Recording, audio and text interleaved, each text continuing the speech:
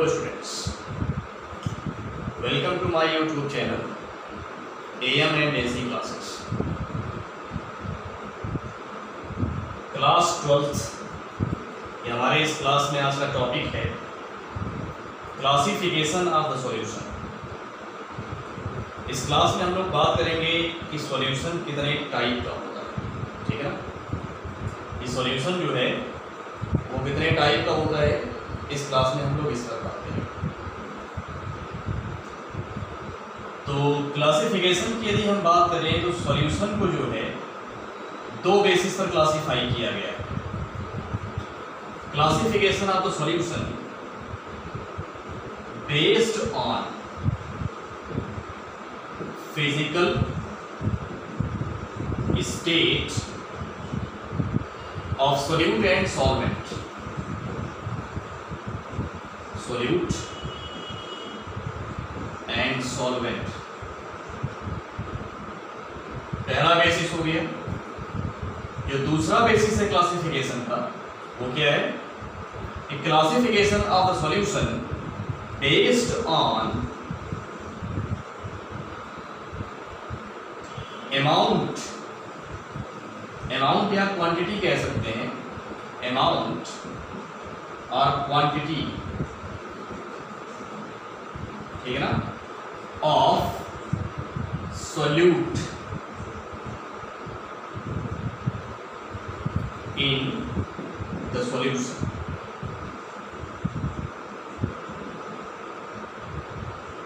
ठीक है ना।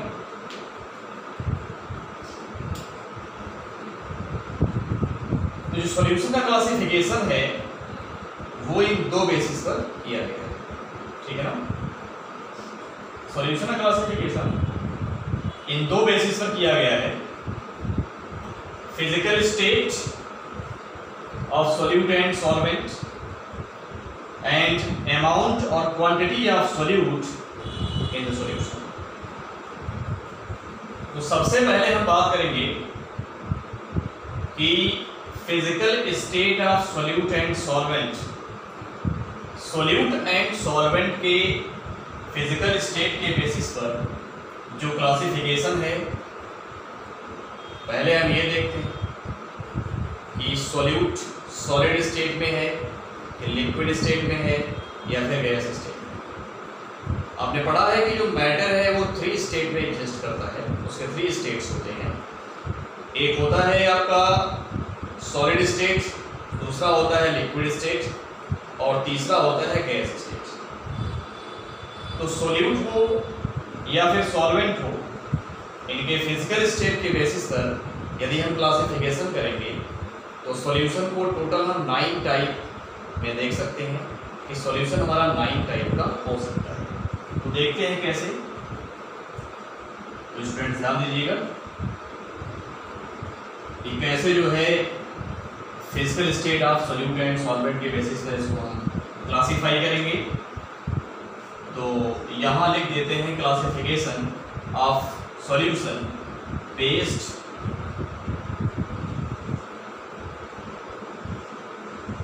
on physical state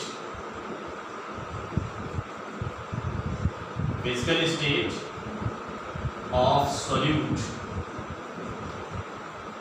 and solvent।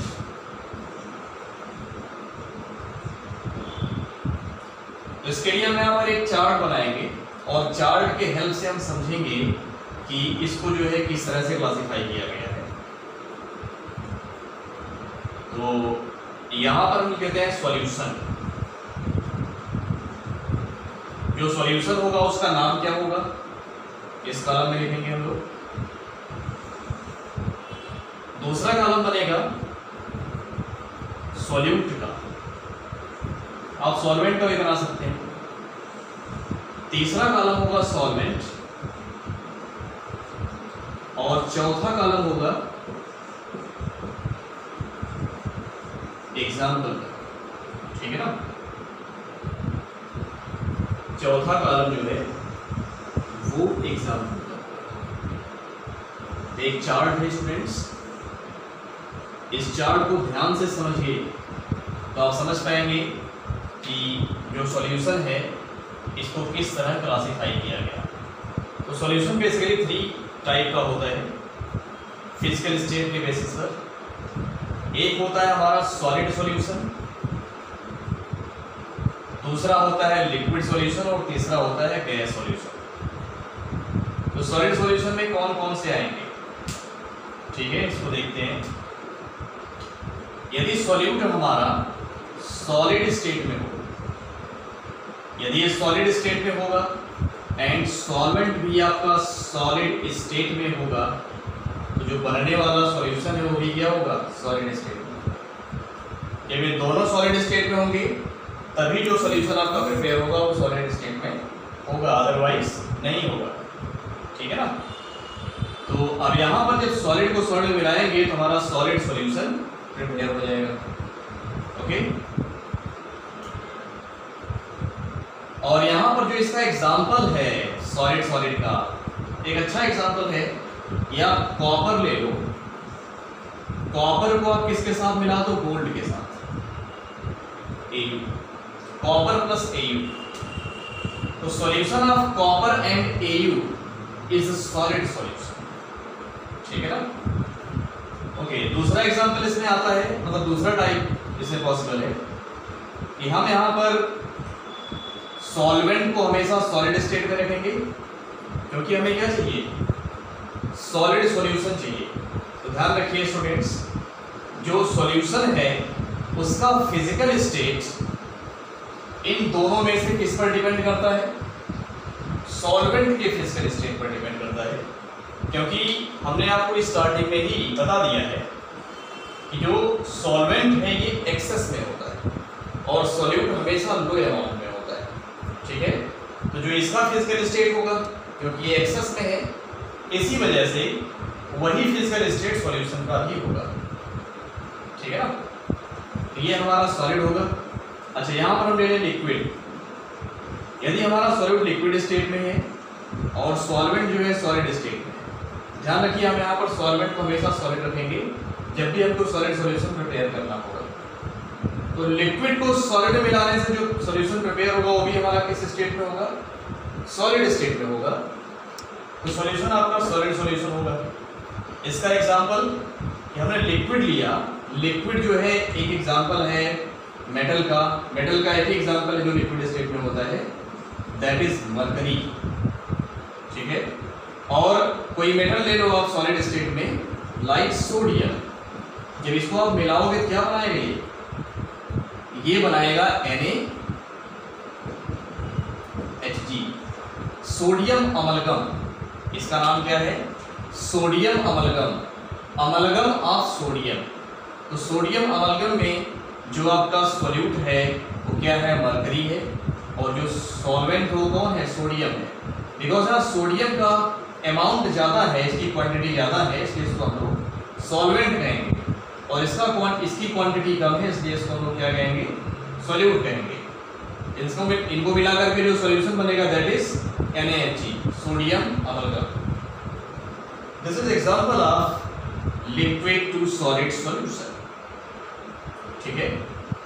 Solid to solid solution, liquid to solid solution and gas to solid solution. तीनों solution हमेशा किस state में होंगे, सॉलिड स्टेट में। कलेक्टिवली उसको हमने क्या कह दिया, सॉलिड सॉल्यूशन कह दिया, ठीक है ना। तो जब गैस को इसमें हम मिलाएंगे तो एक सॉल्यूशन प्रिपेयर होगा।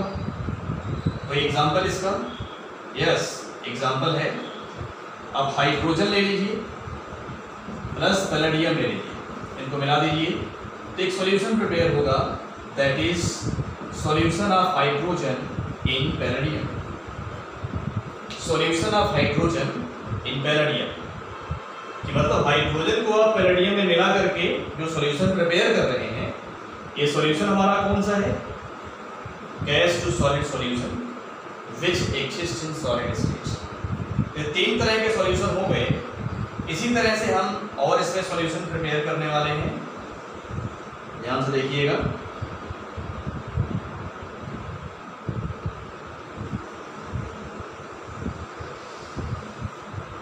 ठीक है स्टूडेंट्स, ध्यान दीजिए। अभी इसमें आपको और सॉल्यूशन मिलने वाले हैं। दूसरा हमारा सॉल्यूशन जो है वो लिक्विड स्टेट में आएगा।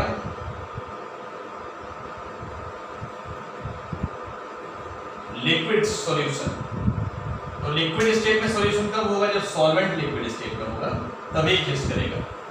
अब जैसे यहां पर जो है हमने ले लिया सॉलिड और ये है लिक्विड, मतलब सॉल्यूट हमने सॉलिड स्टेट में लिया, सॉल्वेंट लिक्विड स्टेट में जो सॉल्यूशन बनेगा that is exist in liquid state. कहने का मतलब ये है कि जब सॉल्वेंट सॉलिड स्टेट में होगा तो सॉल्यूशन भी आपका सॉलिड स्टेट में होगा, जब सॉल्वेंट आपका लिक्विड स्टेट में है तो सॉल्यूशन भी लिक्विड स्टेट में है। इसी तरह जब सॉल्वेंट आपका गैस स्टेट में होगा तो सॉल्यूशन भी गैस स्टेट में होगा। हमारा कहने का मतलब ये, जब इसको इसमें मिलाएंगे तो कोई एग्जांपल, यस एग्जांपल है, आप यहाँ पर ग्लूकोज ले सकते हैं, ग्लूकोज, या तो आप शुगर ले लीजिए, शुगर ले लीजिए, आप सोडियम क्लोराइड ले लीजिए, पोटेशियम क्लोराइड ले लीजिए। तो मान लीजिए हमने यहाँ पर शुगर ले लिया प्लस वाटर कर दिया, तो यहाँ पर जो सॉल्यूशन बनेगा वो इसका एग्जांपल होगा, ठीक है ना। शुगर को हमने वाटर में मिलाया तो सॉल्यूशन प्रिपेयर हुआ, ये लिक्विड स्टेट। दूसरा कि यहाँ हम लिक्विड ले लें और लिक्विड को किसी लिक्विड में मिलाएं, तो ध्यान देना है स्टूडेंट्स कि यहाँ पर जो सॉल्यूट एंड सॉल्वेंट है वो दोनों लिक्विड स्टेट में है, तो सॉल्यूशन भी आपका लिक्विड स्टेट में होगा। और इसका एग्जांपल थोड़ा इसको हम कंडेंस करके लिखें ताकि जो भी 3 और है वो भी लिखे जा सकें।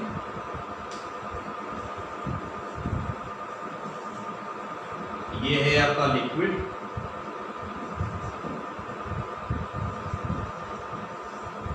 और ये भी है लिक्विड। तो यहाँ इसका एग्जांपल क्या होगा? इसका एग्जांपल होगा इथेनॉल C2H5OH प्लस वाटर। आप लोगों ने, आप लोग जो है, जो लोग वाइन का सेवन करते हैं, जो लोग शराब पीते हैं, उनको देखा होगा, उनसे आप परिचित भी होंगे। कुछ लोग हो सकता है ना परिचित हों, वो लोग क्या करते हैं कि वाइन को वाटर में मिला करके पीते हैं, ठीक। ये जो आपका एल्कोहल है इथेनॉल, एक्चुअली वाइन के अंदर यही होता है, शराब जिसको आप लोग कहते हैं उसके अंदर ये होता है कि ये वाटर में डिजॉल्व हो जाता है। क्यों हो जाता है? क्योंकि ये उसके साथ इंटरमॉलिक्यूलर हाइड्रोजन बॉन्डिंग करता है, इस वजह से उसमें डिजॉल्व हो जाता है। तो जो सॉल्यूशन बनता है वो हमारा किस स्टेट में होता है? लिक्विड स्टेट में। तो यहाँ जो सॉल्यूशन बनेगा वो किस स्टेट में एग्जिस्ट करेगा? वो भी आपका लिक्विड स्टेट में एग्जिस्ट करेगा। इसी तरह से यदि हम यहाँ पर गैस ले लेते हैं और इसको लिक्विड में मिक्स करते हैं, तो इसका कोई एग्जांपल स्टूडेंट्स बताइए?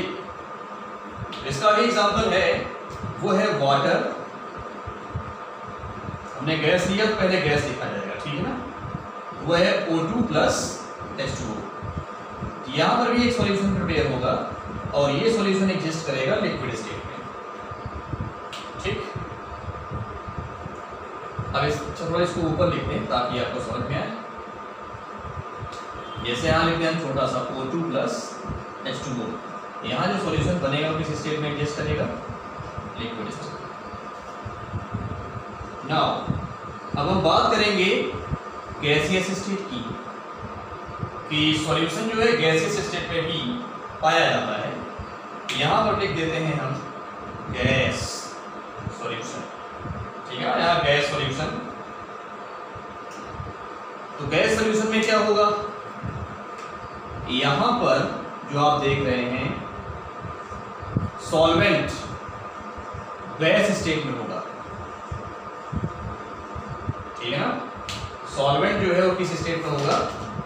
वो होगा गैस स्टेट में।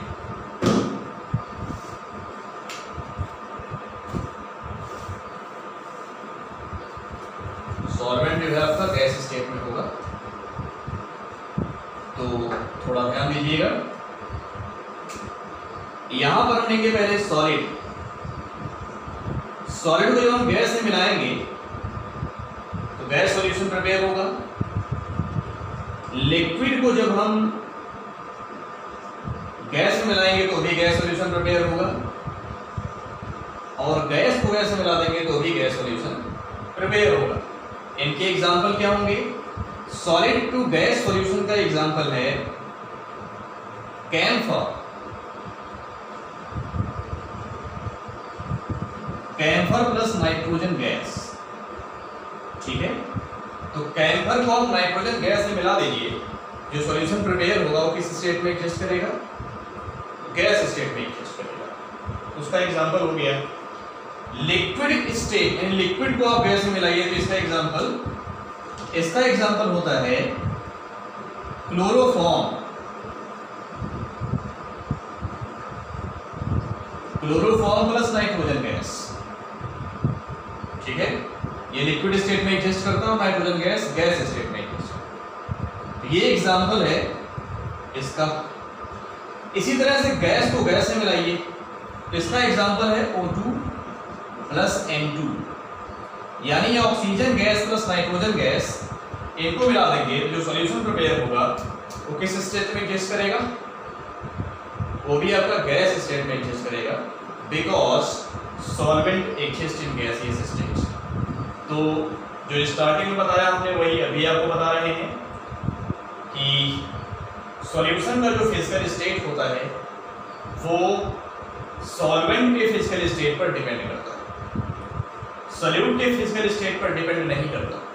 ध्यान रखिएगा, हमेशा किसके फिजिकल स्टेट पर डिपेंड करता है? सॉल्वेंट के फिजिकल स्टेट पर डिपेंड करता है। तो वीडियो को पोस्ट करके इसको नोट कर लीजिएगा। अब हम बात कर रहे हैं कि classification based on the quantity of solute in solvent.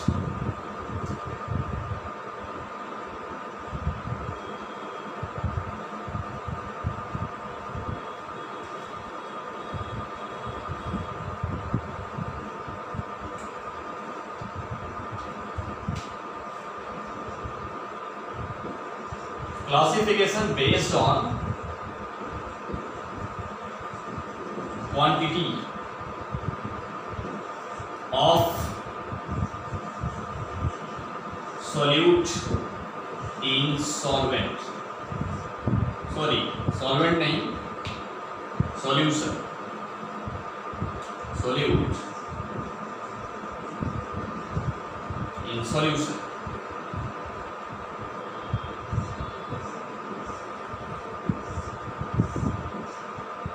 इस बेसिस पर जब हम क्लासिफिकेशन करेंगे तो यहां पर जो सॉल्यूशन है वो 3 क्लास में क्लासिफाइड किया गया है। ठीक है, सॉल्यूशन को जो है यहां पर 3 क्लास में क्लासिफाई किया गया। एक होता है आपका अनसैचुरेटेड सॉल्यूशन, दूसरा होता है सैचुरेटेड सॉल्यूशन, और तीसरा होता है सुपर सैचुरेटेड सॉल्यूशन।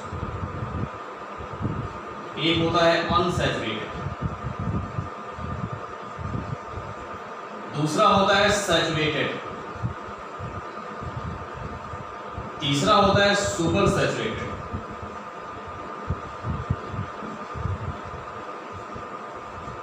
ठीक है ना, सुपर सैचुरेटेड सॉल्यूशन, ये 3 टाइप के होते हैं। तो सबसे पहले हम बात करेंगे स्टूडेंट्स अनसैचुरेटेड सॉल्यूशन पर। ठीक है ना, अनसैचुरेटेड सॉल्यूशन।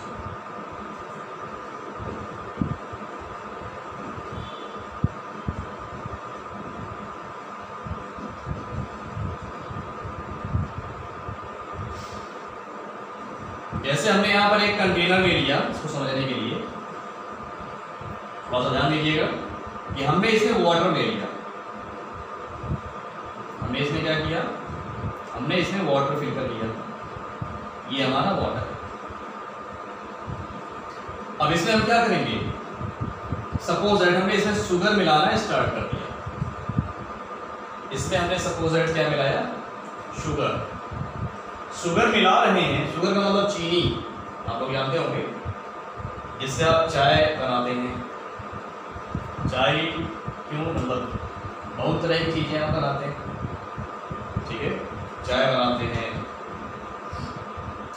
खीर बनाते हैं आप, ठीक है, मिठाइयाँ बनाते हैं, इसी तरह से बहुत सारी चीज़ें चीनी से जो है आप बनाया करते हैं।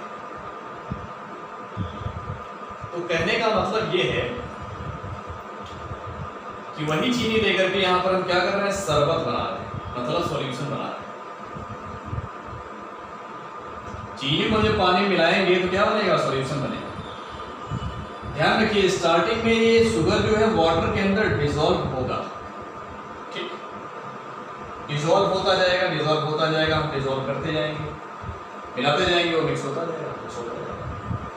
लेकिन ध्यान रखिए आप ये प्रोसेस कंटिन्यूअसली करते रहेंगे, कंटिन्यू रखेंगे, तो एक इसमें सिचुएशन ऐसी आएगी कि ये शुगर इस वाटर के अंदर डिसॉल्व होना बंद हो जाएगा, उसका जो डिसोल्यूशन है वो स्टॉप हो जाएगा।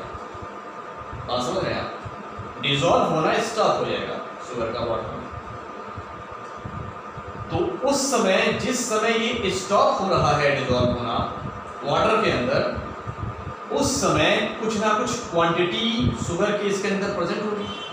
तो कहने का मतलब यहाँ पर साफ साफ जाहिर है कि किसी दिए हुए पर्टिकुलर अमाउंट ऑफ वाटर में यदि हम सॉल्यूट लाइक शुगर डिसॉल्व कर रहे हैं तो उसकी एक कैपेसिटी होती है अपने अंदर शुगर के अमाउंट को डिसॉल्व करने, ठीक है।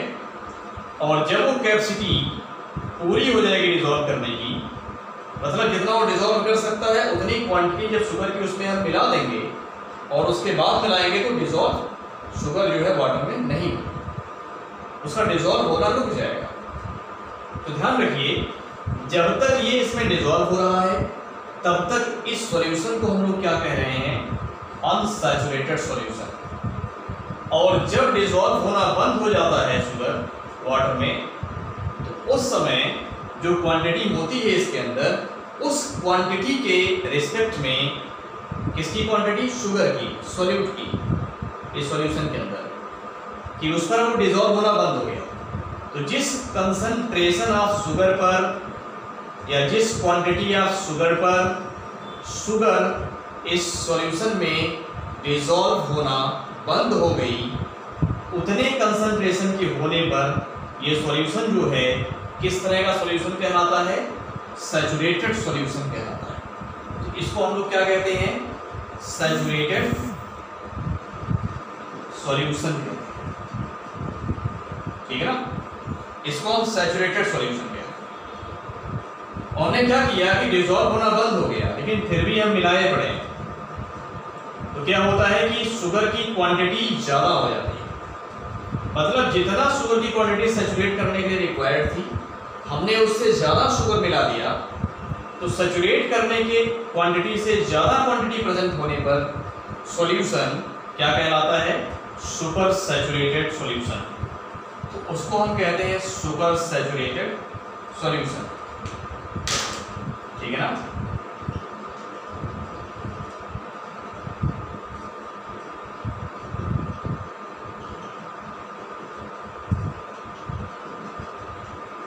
वो हो जाता है हमारा सुपर सैचुरेटेड सॉल्यूशन।